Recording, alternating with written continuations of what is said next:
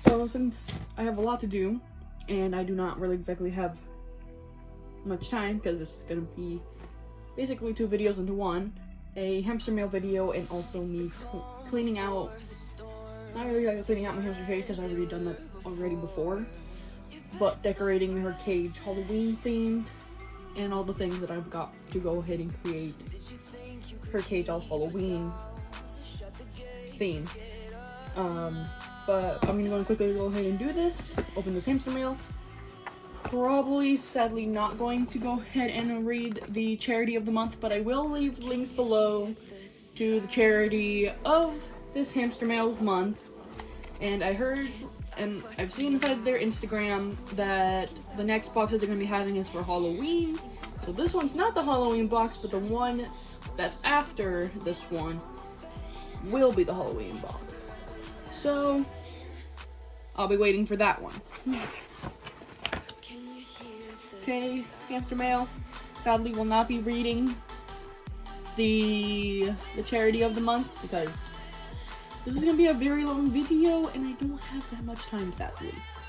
Because I'm currently very, very busy, but I would still like to get videos out just so that I have some stuff out there.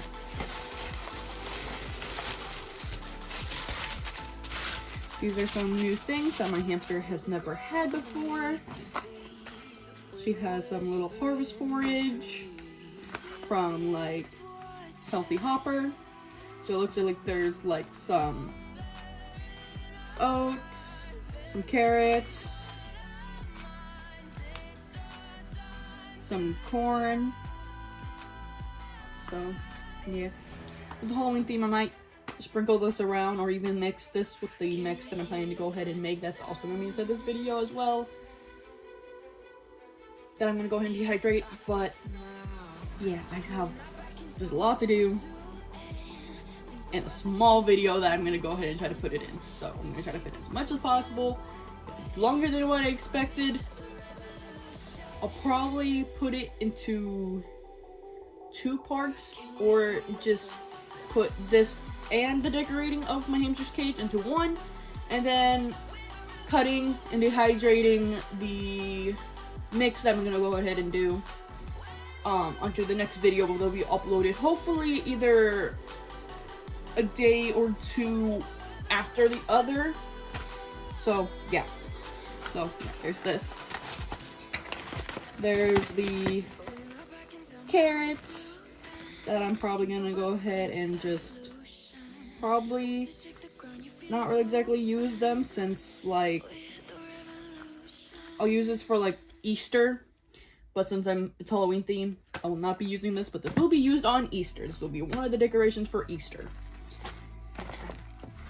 This would be for the one that's for November. I could see this being, I'm gonna go ahead and use this when it's November. So, but it's like a little corn. Looks very cute. I like it.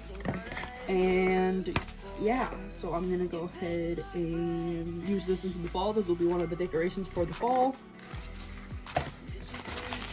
And then these treats that I have never seen, however, I love the way and how they look, and I wish that we had these inside the US. If we did, I would be happy. Because I know that we have rosewood, and we do have the natural rosewood, but no other place sells this. It is so annoying. There's so many things from rosewood that is so good, but they don't sell into the US, and I'm like, you're literally partnered with rosewood. Get stuff from rosewood that we typically would see inside the UK and bring them to the US so we can give it to our hamsters or our other small animals, because I know that this is also good for not just hamsters but rabbits, guinea pigs, stegoos, chinchillas, most of the small animals besides the ones that are kind of counted as small animals or that are put with small animals, such as ferrets.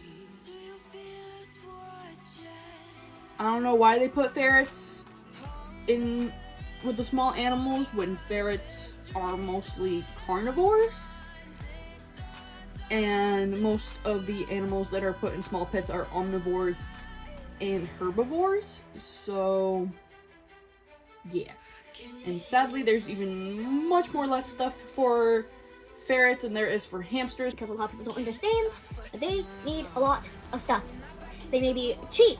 You may buy a hamster for maybe like, the lowest that I've seen is like 10 or 5, because on Craigslist. So they are cheap animals. However, they're basically like a cheap animal to buy. However, the care that comes with the animal is much more expensive than the animal itself. So please understand that. And if you're a kid, try to convince your parents. Try to share videos of like things that you know about like animals, or things about hamsters that you know, or about any other animal. Always try to see if you could try to educate your parent. Therefore, you tell them what is right and what is wrong, and tell them the reasons why those things are wrong. Because then if you convince them on telling them like, hey, we should not get this because it will eventually break, it's a waste of money, all they want is just to get money from people, and just try to go and build your own cage. Or if your parents don't want to get these stuff to go ahead and build the cage, or you don't have any equipment to build the cage, I suggest Night Angel. Even though that I wish Night Angel made cages that are like, I know that the biggest one that they have is like 900 square inches of floor space, like around that, but I wish that they could make one to where it's 1,700 square inches of floor space, because even though that I know that the cages that they make are already big, they're still not big enough, especially for Syrians. Even though that I know that Syrians, the minimum that you can go for a Syrian is around 700 to 800 square inches of floor space. However, I would always suggest 1,000 square inches or more, because Syrians are very, very needy animals. They want a lot more space than what people think that they need.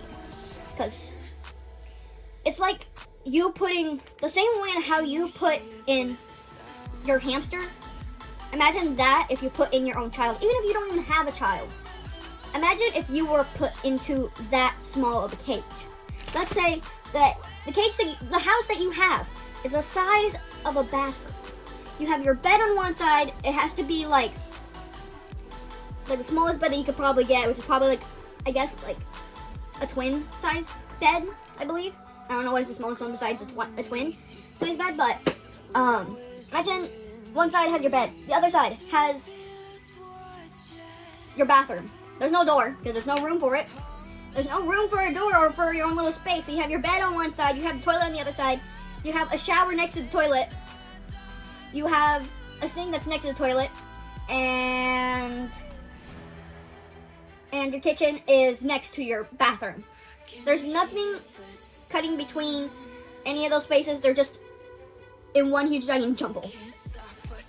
Would you be happy to be living in something small like that for the rest of your life, and you only have access to like fast food? Like, let's just say that you only have enough money to get cheap food, such as food from the dollar store. Even though that some of the food from the dollar store isn't really exactly that bad. It actually is pretty good sometimes. But imagine just only being able to have a small place, poor nutrition, and you have nothing to go ahead and do. There's nothing for you to go ahead and do. You're not given no phone, no iPad, no whatever. Nothing to go ahead and do, and you're just stuck there. Stuck there for your whole entire life. And you only get to get out of there for 30 minutes every 2 days. How would you feel? Obviously not good. You would feel, you won't get sick though, because you'll be inside a small little area. It's always going to be clean if you keep it clean, because hamsters and everything. But besides that, put yourself into an animal that's living its poor life in your shoes. Put them in your shoes. Or put yourself in their shoes. Even though they don't wear shoes, but that does not matter. Because I know that there would be people that says, but hamsters don't wear shoes. It doesn't matter. It's literally something I'm just telling you to let you know. That even though that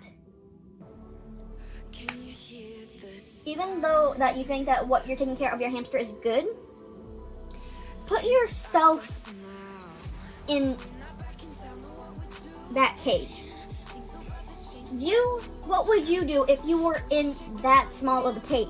If you could view what you'll be doing inside that cage if you were a hamster, and you also check to see what hamsters do in the wild, it's completely different. You're gonna feel lonely. Well, not exactly lonely because hamsters are solitary, but you're gonna feel like there's nothing else to do. You're gonna feel bored. You're gonna feel stressed because there's nothing else for you to do, and you're gonna have a poor nutrition, a sad life, and you're not gonna be happy overall. So please, do your research, know what you're doing, know what you're giving, and always do better. And when I look inside a store, they always have sand that has calcium, and most animals cannot have that type of sand. Not even reptiles. Reptiles are not supposed to be in that type of sand because it is actually much more detrimental for them to be sitting on things that they're not supposed to. And anyway, calcium in sand, there's no benefit. There's literally no benefit in putting calcium inside sand because most reptiles need to get calcium from their food. Their body has to go ahead and take the calcium from their food to go ahead and get the calcium. But if you put calcium on their substrate, they're not going to be eating their substrate. Most of them do not eat their substrate. They mostly just sit on it, use the bathroom on it, and roll all around in it. However, there's no benefit to putting any type of anything inside sand besides just regular sand. And I know that I'm going into a complete tangent because it annoys me the heck that people are doing this. It literally annoys me. And people are not doing, well, some people are trying to go ahead and fix it. Most people are not, though. There are sadly more people that don't know how to take proper care of an animal than people that do. And that is sad. Most of the things that I always see that people always advocate is for dogs and cats, and I'm happy that people are advocating for that because dogs and cats do sometimes get neglected. However, the most animals that get the most neglection or neglecting are animals that are not dogs and cats. The animals that are not dogs and cats always are the ones that are always throwaway pets. They're known to be throwaway pets because of other people. And companies don't give to living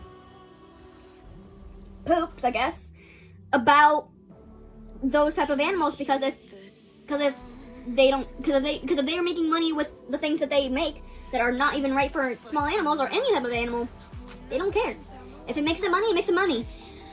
They don't care if like the animal has like a little illness or has like some sort of like broken limb. They just want to make money. That's all they want is money. And it's sad to say it, but they don't care about animals. They care more about getting money and getting stuff like that instead of taking care of the actual animals that they end up getting. And either way, almost all of the animals from a pet store are most likely came from a backyard breeder.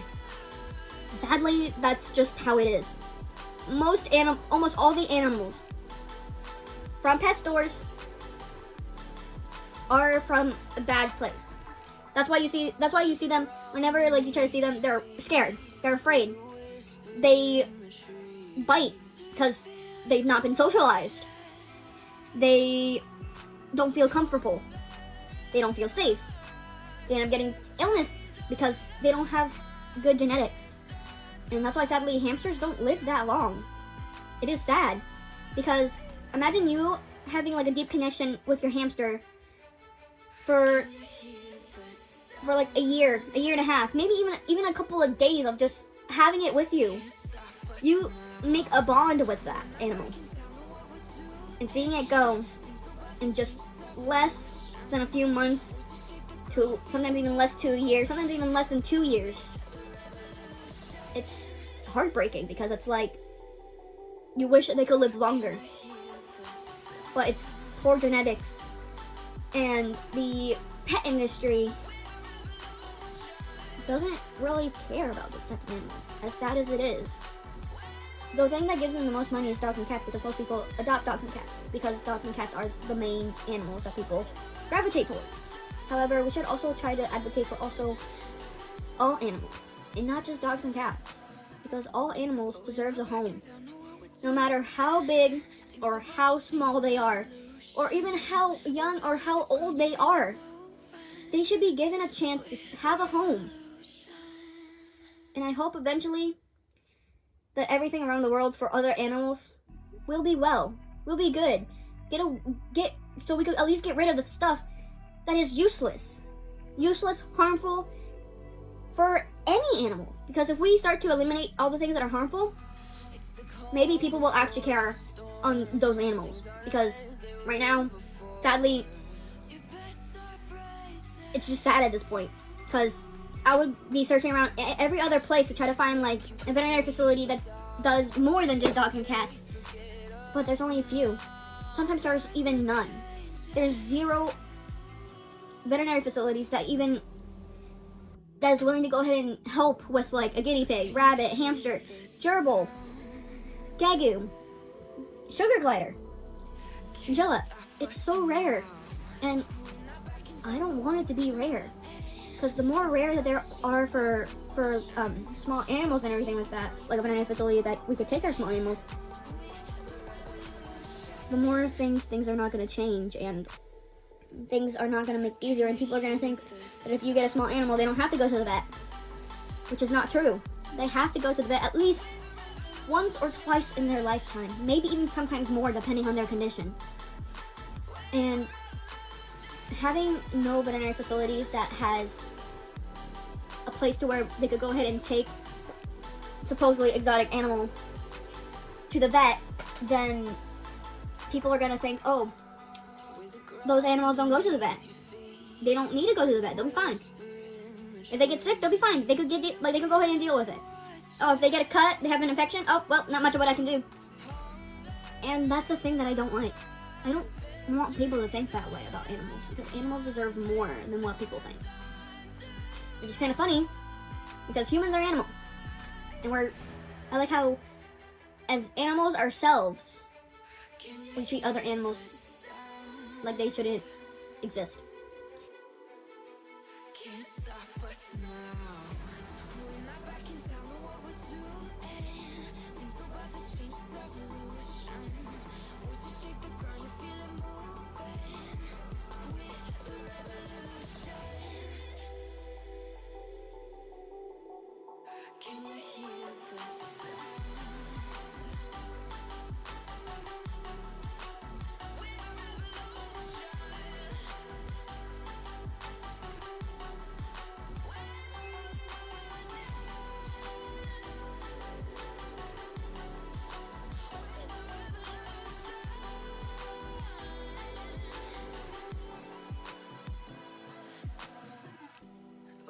Back in town, know what we're doing. Things are about to change, it's evolution. Voices shake the ground, you feel